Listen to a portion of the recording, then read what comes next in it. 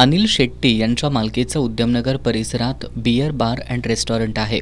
यादवनगर परिसरात राहणारे मंदार दिंडी आणि फिरोज मुल्ला हे दोघे बुधवारी रात्री या रेस्टॉरंटमध्ये गेले होते. दरम्यान हॉटेलमध्ये ऑर्डर मिळण्यास विलंब झाल्याचं कारण पुढं करत दोघांनी हॉटेल मालक अनिश शेट्टी यांना मारहाण करून हॉटेलमध्ये तोडफोड केली. त्यानंतर शेट्टी यांच्याकडे दरमहा 25,000 रुपये खंडणीची मागणी केली. या प्रकरणी अनिश शेट्टी यांनी दिलेल्या फिर्यादीवरून मंदार दिंडे आणि फिरोज मुल्ला या दोघांच्या विरोधात राजारामपुरी पोलीस ठाण्यात गुन्हा दाखल करण्यात आला होता.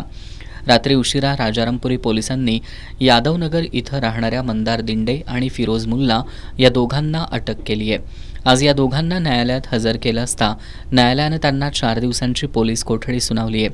या प्रकरणी पोलीस निरीक्षक सुशांत चव्हाण यांच्या मार्गदर्शनाखाली सहाय्यक पोलीस निरीक्षक सुप्रिया दुरांडे अधिक तपास करतायत.